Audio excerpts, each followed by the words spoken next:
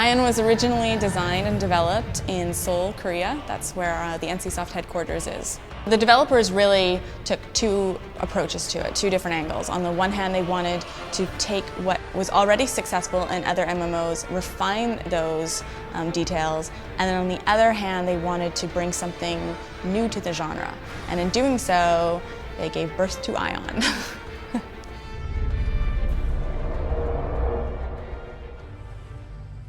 From what we've seen, it has basically shattered every record in Korea.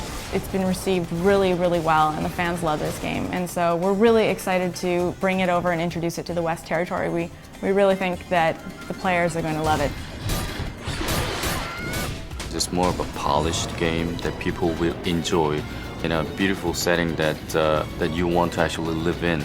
It's been live in Korea for almost a year now by the time that it launches in the West, and the West market will really benefit from that because it's had a year of balancing and updates that will be implemented.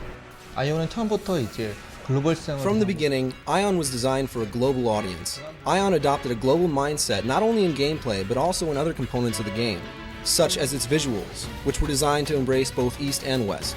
It has a lot of those cool things in MMOs that bring players in and keep them there, but it adds all these new things too that we've never seen before. My favorite feature of Aion is gliding.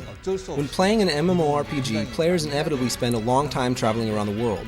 Gliding gives characters a different movement option and another perspective to view the world. Flying also adds strategic components to PvP that I really like. If you are the #1 ranked player in the Abyss, you have the ability to turn into a huge raid boss. And you're not actually a raid boss, but you will look like one. Your wings are huge, you're gigantic, and you can do a lot of damage and take a lot of damage. In order to make Aion a global game, we took out a lot of elements that were characteristics of Asian games. For example, Asian gamers usually prefer more cute and handsome characters.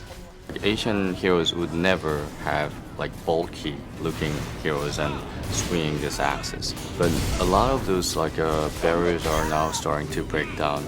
Korean games have been known as games that are grinders, that don't have that much story or quest.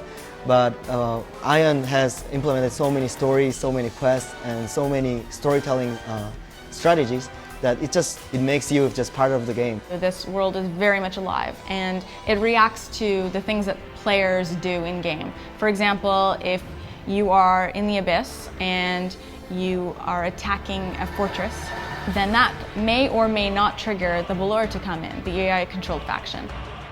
The Balor are more likely to attack the race that has more power. It's meant to create balance between the two opposing factions.